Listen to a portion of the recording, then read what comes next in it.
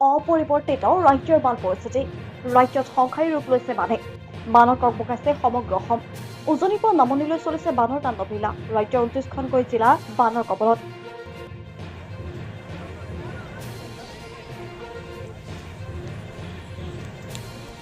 কাছাৰ, কামৰূপ, গোৱালপাৰা, নলবাৰী, মৰিগাঁও, শোণিতপুৰ, ধুবুৰী, শিৱসাগৰ, ধেমাজি, বিশ্বনাথ, বঙাইগাঁও, দক্ষিণ শালমৰা, হাইলাকান্দি, নগাঁও, ডিব্ৰুগড়, হোজাই, লখিমপুৰ, কোকৰাঝাৰ, গোলাঘাট, চৰাইদেউ, কৰিমগঞ্জ, তিনিচুকীয়া, দৰং, বৰপেটা, কামৰূপ মহানগৰ, যোৰহাট, কাৰ্বি আংলং, চিৰাং আৰু মাজুলী বিস্তীৰ্ণ অঞ্চল বাঢ়নি পানীৰ তলত।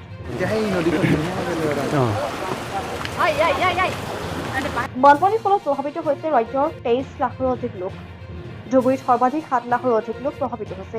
ৰাজ্যৰ 68,768.5 হেক্টৰ কৃষিভূমি এতিয়া বাঢ়নি পানীৰ তলত। বহু ঠাইৰ মথাউৰি ছিঙি যোৱাৰ ফলতে হাহাকাৰ পৰিস্থিতিৰ সৃষ্টি হৈছে। নিৰাপদ স্থানৰ সন্ধানত ঘৰ এৰি পলায়ন কৰিছে বান প্ৰভাৱিত হাজাৰ হাজাৰ লোকে। ৰাজ্যৰ 29খন জিলাৰ 107টা ৰাজহ চক্ৰৰ 3,535খনকৈ গাঁও বৰ্তমান বাঢ়নি পানীৰ তলত আছে।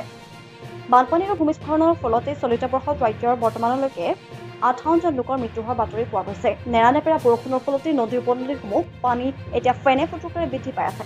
বিভিন্ন চৰকাৰী আশ্ৰয় শিবিৰ লগতে পথৰ কাষত তথা ওখ ঠাইত আশ্ৰয় লৈছে বানাক্ৰান্ত লোকসকলে। খাদ্য আৰু বিশুদ্ধ খোৱা পানীৰ বাবে হাহাকাৰ কৰিবলগীয়া হৈছে এতিয়া বানাক্ৰান্তসকল। বানাক্ৰান্তৰ সাহায্যৰ বাবে ওলাই আহিছে বিভিন্নজন।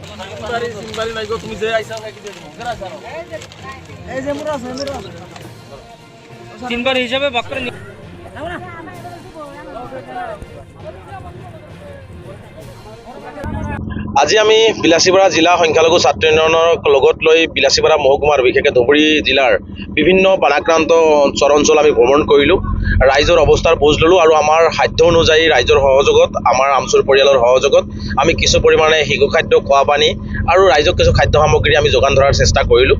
সঁচাকৈ এটা খুব দুখ লগা পৰিৱেশ আৰু খুব মানে বানাক্ৰান্ত ৰাইজৰ যি আৰ্তনাদ আচলতে ইয়াত নাহিলে বুজিব পৰা নাযায়। আজি হাজাৰ হাজাৰ ৰাইজ আজি বানাক্ৰান্ত হৈ পেলাই আজি নিজৰ গৃহতে আজি আবদ্ধ হৈ আছে। থাকিবলৈ তেওঁলোকৰ ঠাই নাই, ওখ ঠাই নাই, মাথাউৰি নাই আৰু তেওঁলোকে ঘৰৰ টিঙৰ চালৰ ওপৰত বা কোনোবাই ভোৰ বান্ধি কোনোবাই নাৱৰ মাজত তেওঁলোকৰ সতি সন্ততিলৈ জীয়াই আছে। আমি ৰৌমাৰী পথাৰ গাঁৱত চেগাঁও সমষ্টিৰ বানপীড়িত ৰাইজৰ শিবিৰ আমি হেৰি কৰিলোঁ, চালোঁ। মানুহবিলাকৰ যথেষ্ট কষ্ট হৈছে, মানুহবিলাকে যথেষ্ট দুৰ্ভোগ ভুগিবলগীয়া হৈছে। পানী অৱশ্যে কমিছে, নামি আছে, লাহে লাহে ঠিক হৈ যাব। আমাৰ উদ্দেশ্য এটাই যে আমি কিখিনি তেওঁলোকক সহায় কৰিব পাৰোঁ। সহায়ত্ব বুলিলে বহুত ডাঙৰ বস্তু বুজায়, কিন্তু এই বিপদৰ সময়ত আমি অলপ সহায়ৰ হাত আগবঢ়াম বুলি মই আজি চাউল, দালি, ঔষধ আজি লৈ আনিছোঁ আৰু দিলোঁ, দি ভাল লাগিল। আটাইতকৈ বেয়া লাগে যে তেওঁলোকৰ যিটো এই বানৰ ক্ষতিগ্ৰস্ত তেওঁলোকৰ মানুহখিনিৰ অৱস্থা চাই দুখ লাগিছে, বেয়া লাগিছে।